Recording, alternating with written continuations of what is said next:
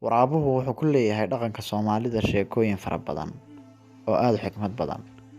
Waxaa lagu tilmaamaa inuu aad u hunguri xun yahay. Murtida waraabaha waxaa ka mid ah: waxaa la yidhi, waraabow adhi maad raaci. Wuxuu yidhi, ma'daba ha ku darin. Waxaa kale oo la yidhi, waraabow haddii hilib lagugu rarto ka waran. Wuxuu yidhi, hayga qoslin. Waxaa la yidhi, waraabaa u yimi odayaashii beesha. Wuxuuna ku yidhi, niman yahow waan idin cabanayaa.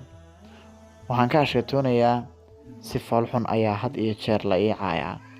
Anna iminka waan toobad keenay. Waxaan doonayaa in aflagaadadana layga daayo, madaxda beeshana laygu daro, magacana layga bedelo oo aamiin la ii bixiyo. Waxaa la yidhi, waar ku aamini maynee, waan ku hubsanaynaaye. Wankaa maanta la joog. Haddaad caawa soo nabad hoyso, waan ku dooranaynaa oo suldaan baanu kaa dhiganaynaa. Waa waraabe oo isu taag heli maayee, wankii ayuu cunay. Odayaashii markay u yimaadeen waxay yidhaahdeen, waar sawdigii lahaa waan toobad keenay, maxaad wanka u cuntay? Wuxuu yidhi, gamco ma lihi oo markuu iga cararaba sidaan ilkaha ugu soo qabanayay ayuu geeriyooday. Anna waan iskaba raaciyey. Waxaa kale oo la yidhi, waraabaa yidhi, nimaan caydheeyey ayuunbaa i caaya. Waxaa kale oo la yidhi, waraabe cayna wax lagaga qaadi waa, ulna lala gaadhi waa. Waxaa kale oo la yidhi, waraabe canaanay waase walaalkii. Waxaa kale oo la yidhi, waraabow haddii kaba laguu talo ka waran. Wuxuu yidhi, haddii la ii talo waa alxamdulillaah, haddii kalena waa rabbilcaalamiin. Waxaa kale oo la yidhi, waraabuhu markuu dhasho 40 sannadood ayuu tababaraa waraabaha weyni. Wuxuu ugu qadhaabaa godka ama booraanta.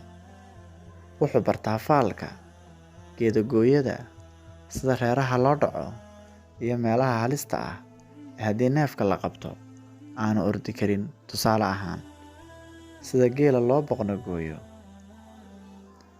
Habeenkuu 40 jirsado ayuu hawlgeliyaa. Markaa ka ku guulaysan waaya shaqadii odaygu u diray, halkaas ayuu xilka kaga tiriyaa. Wuxuuna noqdaa nooca loo yaqaano goolle waraabaha. Kuwa hawlaha ka soo baxa ee aadka u dhagaha nugul, kuwaas waxa uu ka dhigaa wasiiro oo xilal buu dhiibaa. Waxaa dhacda marka neef la dilo, waraabaha weyni kuu raqda ka eryaa wuu qayliyaa. Waxa uu leeyahay, waa la yidhi, cadaalad darro ayaa laygu sameeyey.